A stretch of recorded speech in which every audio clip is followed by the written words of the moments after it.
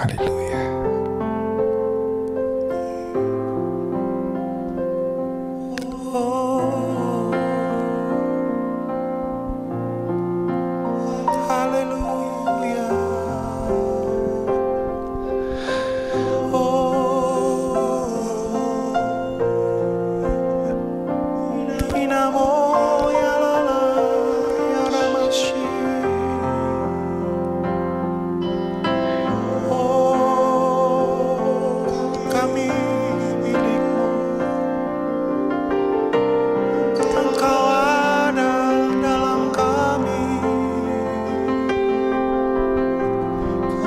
Yang menuntun langkah kami,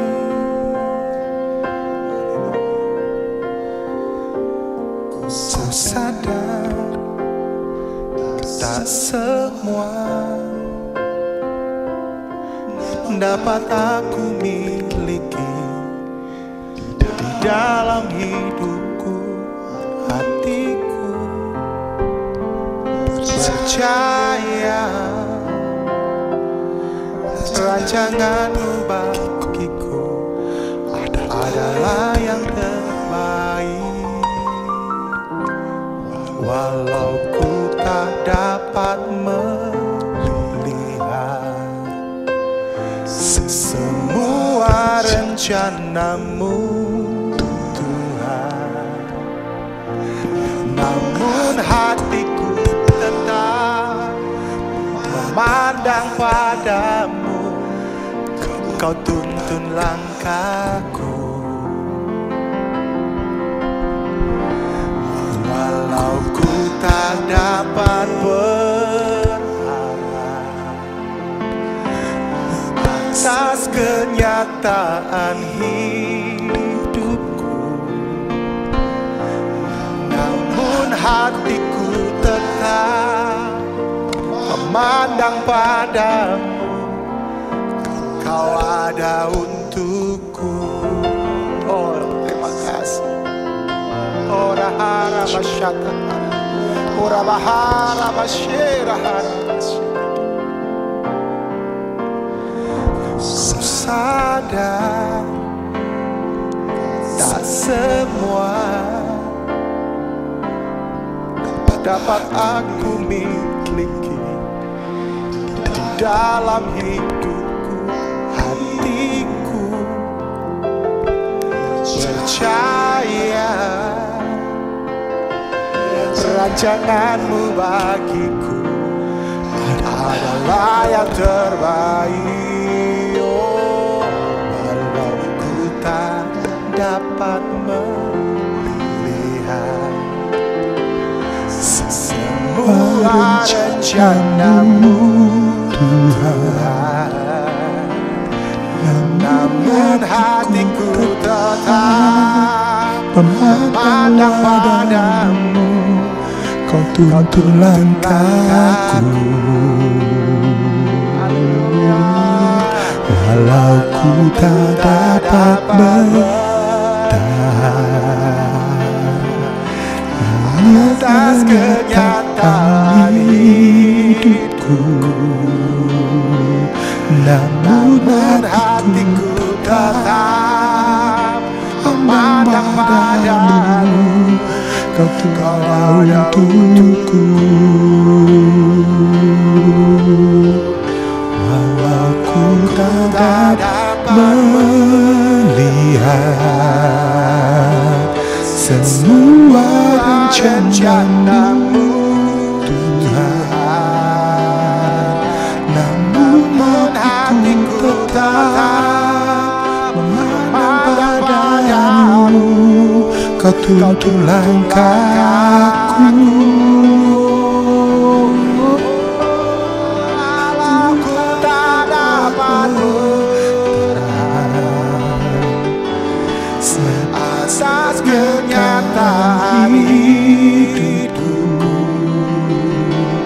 namun hatiku tetap memandang padamu. Kau ada untukku,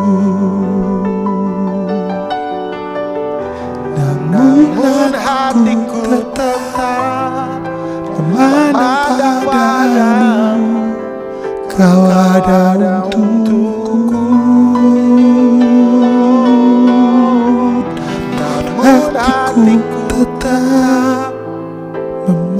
padamu, Kau selalu ada untukku.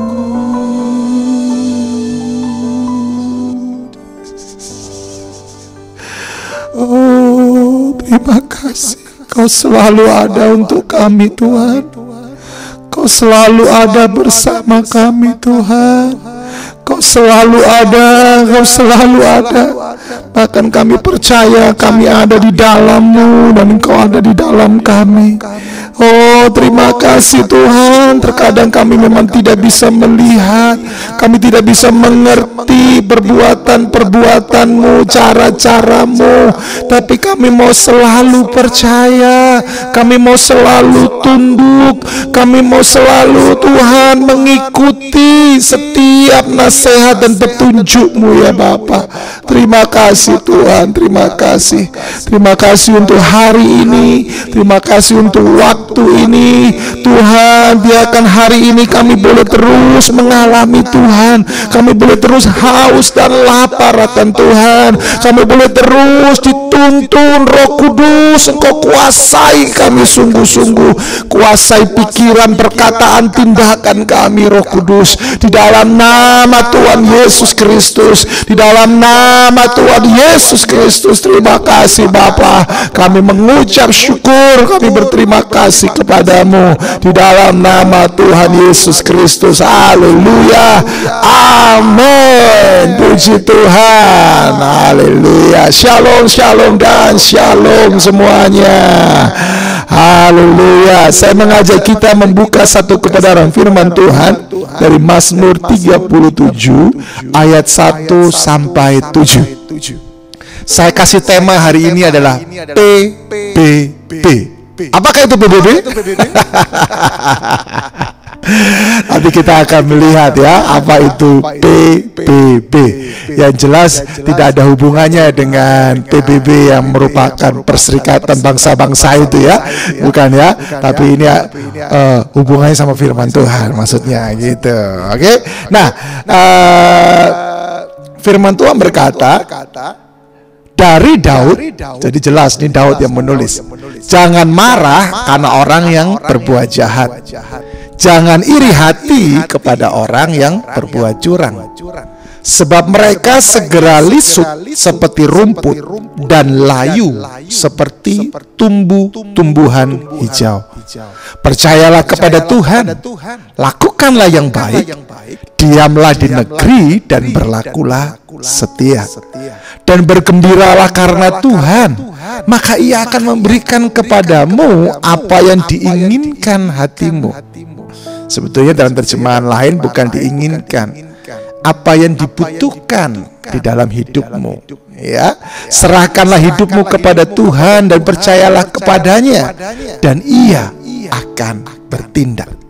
Berdiam dirilah di hadapan Tuhan dan nantikanlah Dia. Jangan marah karena orang yang berhasil dalam hidupnya, karena orang yang melakukan tipu daya. Nah, di awal daripada firman Tuhan ini, Raja Daud mengingatkan, jangan marah karena orang yang berbuat jahat, jangan iri hati kepada orang yang berbuat curang. Orang yang suka berbuat jahat, orang yang suka iri hati, orang yang suka berbuat curang adalah orang-orang yang dikatakan orang-orang fasik. Itu adalah sifat orang fasik. Dan saya mau mengingatkan kepada setiap umat Tuhan, orang fasik tidak akan pernah bertahan. Makanya Amsal 12 ayat yang ketiga berkata, orang tidak akan tegak karena kefasikan, tetapi akar orang benar tidak akan goncang. Raja Daud mengerti hal ini, makanya dia mengingatkan kepada setiap kita. Sifat orang fasik itu keji. Sifat orang fasik itu jauh dari persekutuan dengan Allah. Dia seorang penghujat. Dia suka memegahkan diri. Dia suka serakah, suka melakukan kejahatan, keras kepala. Itu adalah ciri-ciri orang fasik. Dan Raja Daud berkata, jangan marah, jangan iri hati, jangan ikuti mereka. Tetapi apa yang harus kita lakukan? PBB. Apa itu P? P itu adalah percaya. Katakan percaya. Ya. Makanya dalam ayat firman Tuhan tadi, ayat yang ketiga saya akan bacakan. percayalah kepada Tuhan dan lakukanlah yang baik, diamlah di negeri dan berlakulah setia. Jadi Raja Daud mengajak supaya setiap kita itu melakukan PBB. P-nya adalah percaya kepada Tuhan. Nah, percaya kepada Tuhan ini menjadi sebuah hal yang langkah awal yang sangat penting buat kita. Kenapa saya katakan langkah awal yang sangat penting?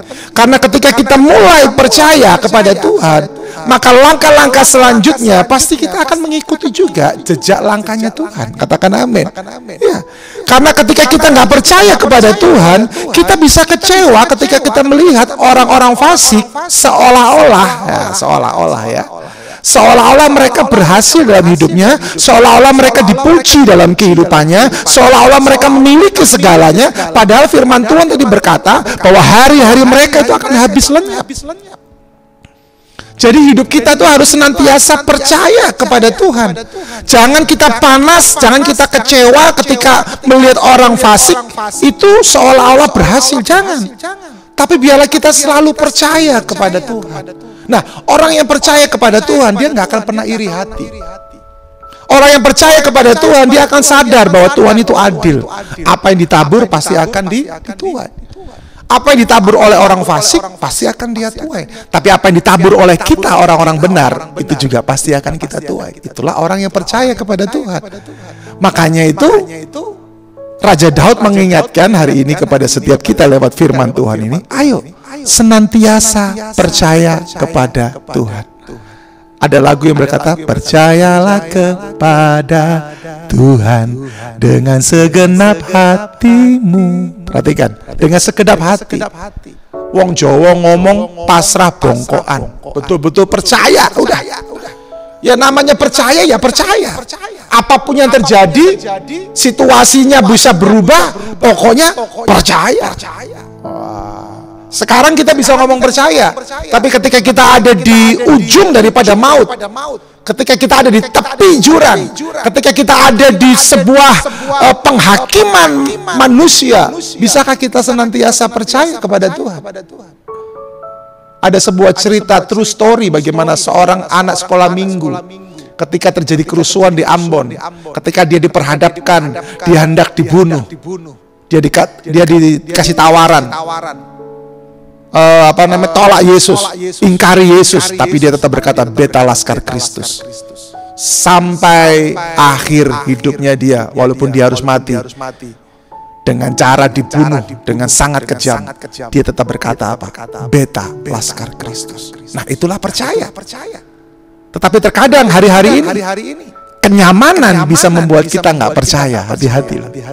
Makanya ayo pesan firman Tuhan ini, P-nya adalah apa? Percaya kepada Tuhan. Tabur aja terus yang baik. Tabur terus sesuai firman Tuhan. Engkau pasti akan menuai apa yang engkau tabur.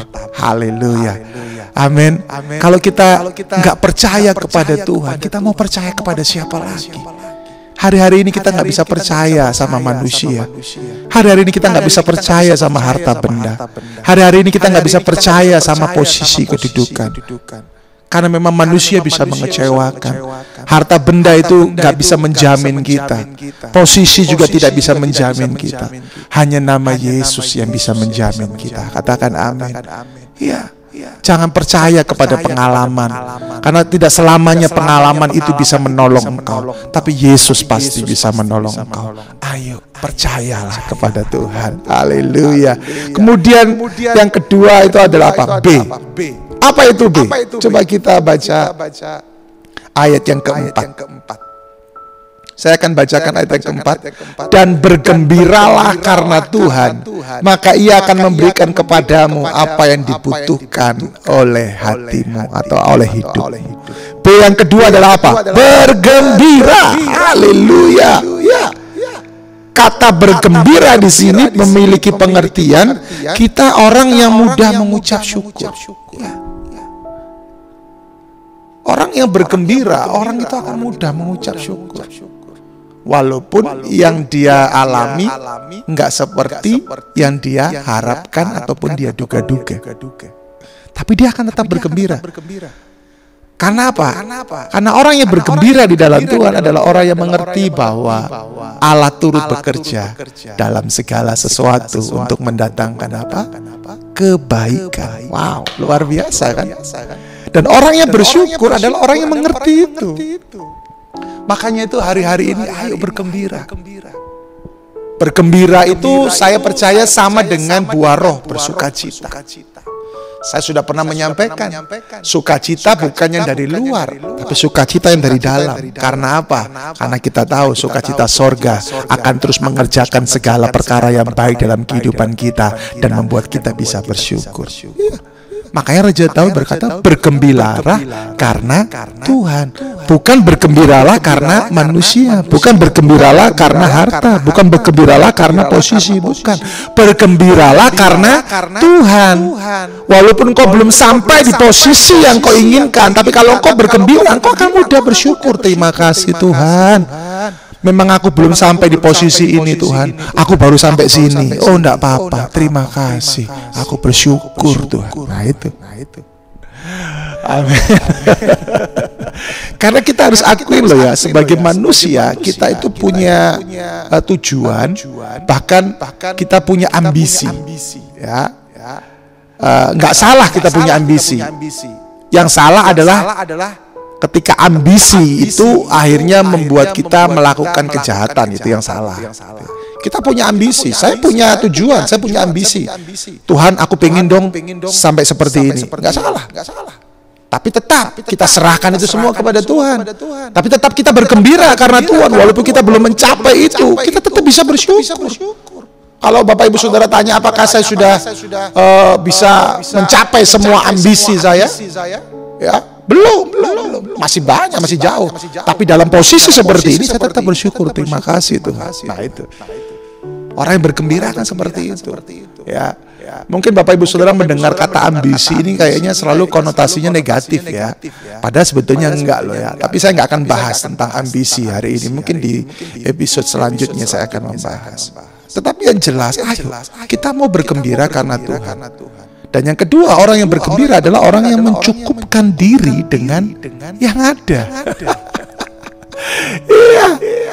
Kesederhanaan itu sebuah hal yang luar biasa loh. Kesederhanaan itu adalah sebuah tindakan yang dahsyat loh. Hidup sederhana itu enak kok. Cukupkan dirimu dengan apa yang ada padamu. Saya masih ingat sekali nasihat-nasihat yang diberikan oleh Bapak Rohani saya, Pak Arifin dan juga Pak Roni, bahkan Pak Nalawidia. Mereka selalu mengajarkan, ya, bedakan antara keinginan dengan kebutuhan. Saya percaya itu bicara tentang apa? Cukupkan diri dengan apa yang ada. Kalau kita bisa mencukupkan diri dengan apa yang ada, itu membuat kita tenang, membuat kita bersukacita, membuat kita bergembira. Tapi kalau kita nggak bisa mencukupkan diri dengan apa yang ada, kita selalu melihat yang lain. Wow, dia bisa punya ini ya, saya pengen punya ini ya. Akhirnya apa? Itu membuat kita justru semakin membuat kita nggak tenang, membuat kita menjadi penuh apa ya? Kalau gontok-gontokan, apa gontok-gontokan itu ya? Membuat kita justru marah-marah, bersungut-sungut, ya. Karena apa? Karena kita nggak pengen tersaingi dengan orang lain. Nah itu yang salah. Orang yang bergembira adalah orang yang mencukupkan diri dengan apa yang ada. Hari-hari ini cukupkan dirimu dengan apa yang ada. Kalau cukupnya 10, ya 10 aja nikmatin. Kalau cukupnya 5, ya 5 aja nikmatin. Saya terus melatih diri saya dan saya melatih keluarga saya untuk mencukupkan diri dengan apa yang ada. Kita nggak bisa berkata bahwa wah saya mau memberkati, tapi engkau memberkati orang lain, ya hanya untuk sebuah engkau show sesuatu. Buat apa? Ketika engkau memberkati seseorang, berkati dia dengan apa yang ada padamu, bukan dengan apa yang belum ada padamu. Itu beda loh. Amin. Makanya cukupkan diri dengan apa yang ada. Maka kalau itu sudah engkau lakukan, engkau adalah orang-orang yang bergembira karena Tuhan. Yang terakhir, B-nya adalah apa? Ayat yang ketujuh. Kita baca bersama-sama. Ya, di rumah juga ikut baca ya. Berdiam dirilah di hadapan Tuhan dan nantikanlah Dia. Jangan marah karena orang yang berhasil dalam hidupnya, karena orang yang melakukan tipu daya. B yang terakhir adalah apa? Berdiam diri. Yes. Saya mau berkata bahwa enggak semua hal itu harus kita jawab. Enggak semua hal harus kita berikan penjelasan. Karena terkadang ada waktu di mana kita harus berdiam diri. Karena saya percaya orang yang berdiam diri adalah orang yang bisa menguasai dirinya. Karena di dalam banyak bicara, biasanya banyak terjadi pelanggaran. Ya, berdiam dirilah di hadapan Tuhan. Diam aja. Kalau Tuhan suruh ngomong, baru ngomong. Tapi kalau Tuhan nggak suruh ngomong, jangan ngomong. Serahkan aja sama Tuhan. Nah, orang yang berdiam diri adalah orang yang mengerti bahwa penghakiman datang dari Tuhan. Orang yang berdiam diri, dia mengerti Tuhan yang maha adil, Tuhan yang akan menghakimi. Karena saya mau mengatakan, banyak orang yang suka kepada kita, tapi ada banyak orang juga yang gak suka sama kita. Pasti. Kalau saya boleh saya ambil istilahnya Pak Arifin, selalu akan ada oposisi.